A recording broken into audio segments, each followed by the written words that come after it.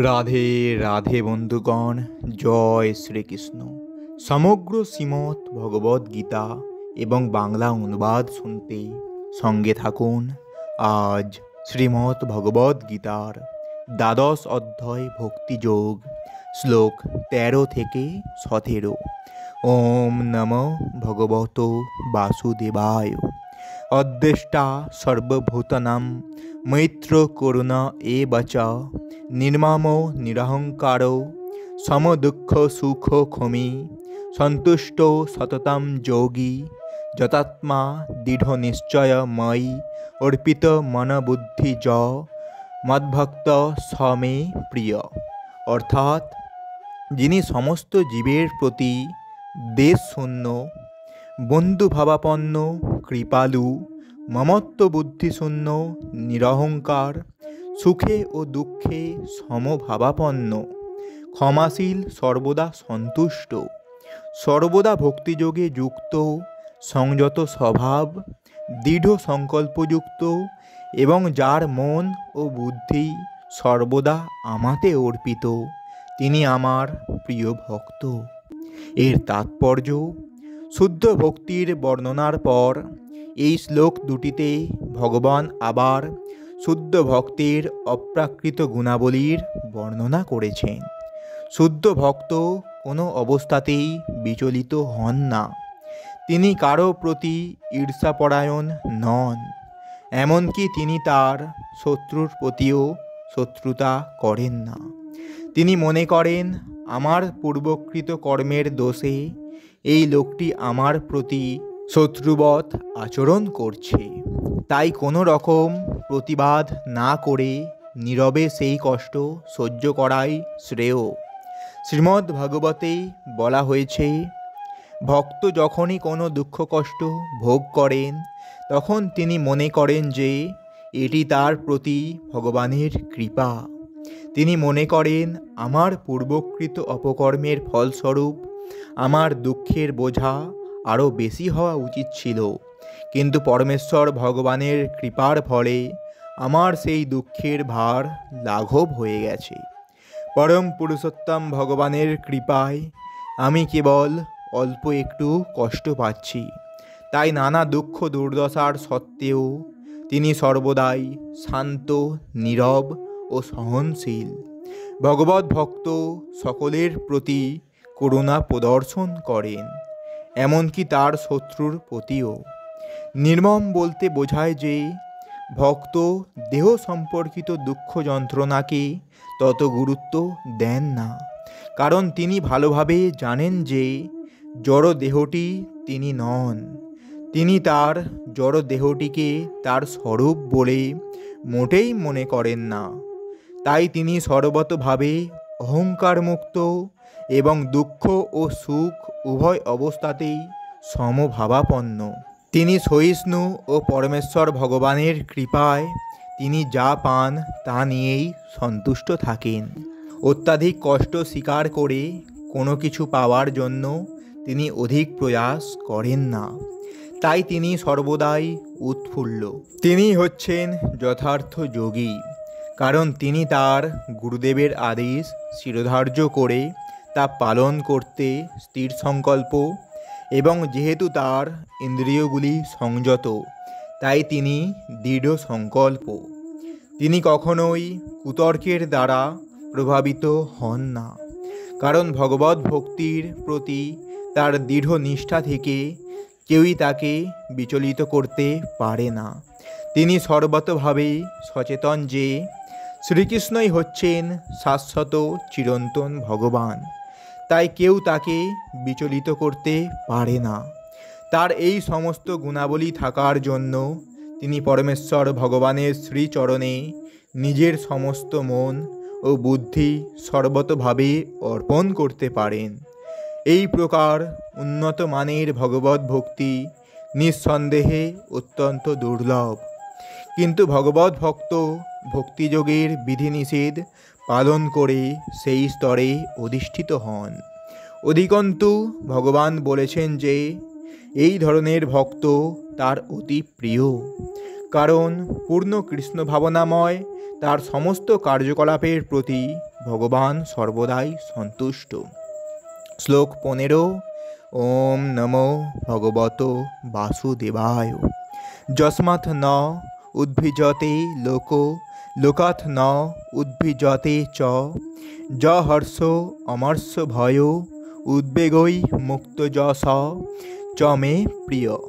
অর্থাৎ যার থেকে কেউ উদ্বেগপ্রাপ্ত হয় না, যিনি কারো দ্বারা উদ্বেগপ্রাপ্ত হন না এবং যিনি হর্ষ, ক্রোধ, ভয় ও উদ্বেগ থেকে মুক্ত, তিনি আমার অত্যন্ত প্রিয়। এর তাৎপর্য, ভক্তের আরও কয়েকটি গুণের কথা এখানে বর্ণনা করা হয়েছে। ভক্ত কখনোই কারো দুঃখ, উৎকণ্ঠা, ভয় অথবা অসন্তোষের কারণ হন না। যেহেতু ভক্ত সকলের প্রতি কৃপাপরায়ণ, তাই তিনি কখনোই এমন কোনো কাজ করেন না যার ফলে কারো উদ্বেগের সৃষ্টি হতে পারে। তেমনি কেউ যদি ভক্তকে উৎকণ্ঠিত করতে চান, তাতে তিনি কোনো মতেই বিচলিত হন না।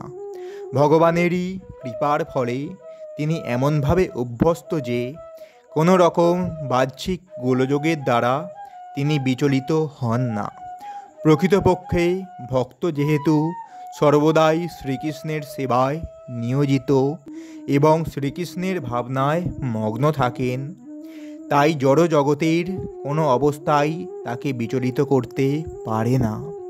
বৈষয়িক মানুষ সাধারণত ইন্দ্রিয় সুখ ও দেহ সুখের সম্ভাবনায় অত্যন্ত আনন্দিত হয়, কিন্তু তিনি যখন দেখেন যে অন্যের কাছে ইন্দ্রিয় সুখ ভোগের এমন সমস্ত সামগ্রী রয়েছে তা তার কাছে নেই, তখন তিনি খুব বিমর্ষ হন এবং পরশ্রীকাতর হয়ে ওঠেন।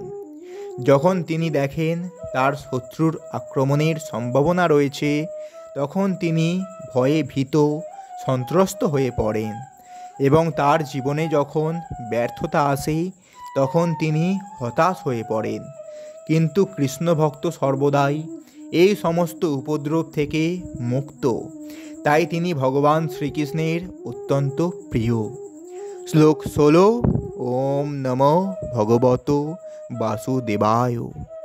অনপেক্ষ শুচি দক্ষ উদাসীন গতব্যথ সর্বারম্ভ পরিত্যাগী য মদ্ভক্ত স মে প্রিয়।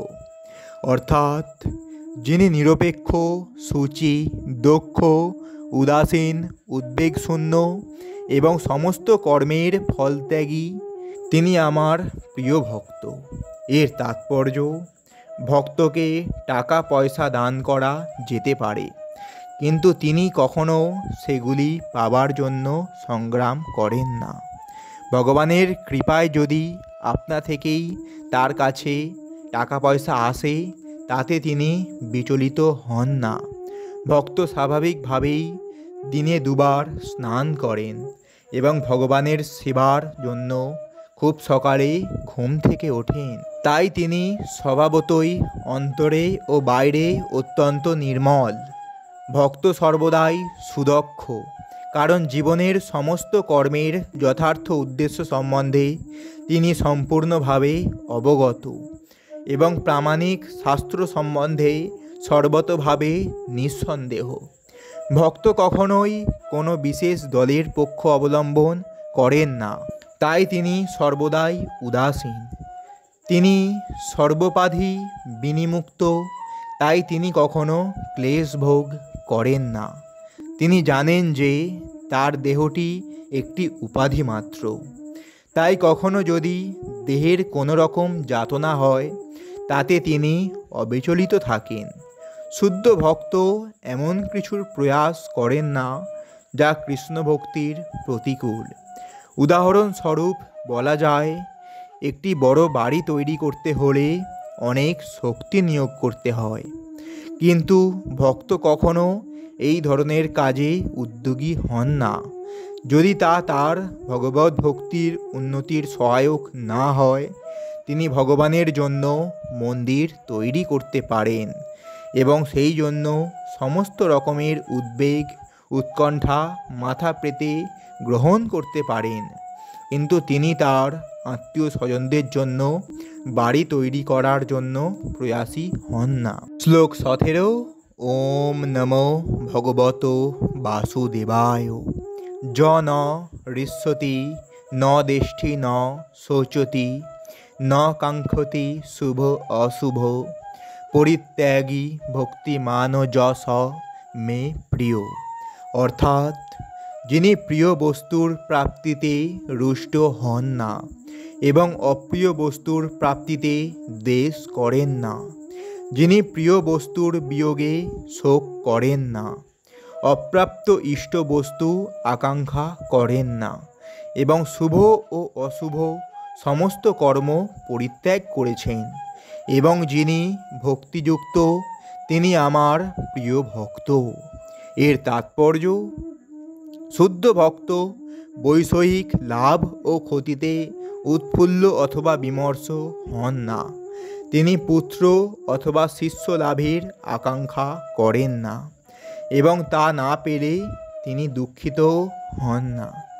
তার প্রিয় বস্তু হারিয়ে গেলে তিনি অনুতাপ করেন না, তেমনি তার ঈপ্সিত বস্তু না পেলে তিনি বিমর্ষ হন না। তিনি সব রকম শুভ অশুভ পাপপূর্ণ আদি জড় কর্মের ঊর্ধ্বে।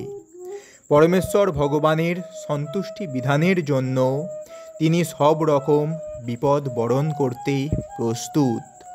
কোনো কিছুই তার ভগবত ভক্তি সাধনের পথে প্রতিবন্ধক হয়ে দাঁড়ায় না।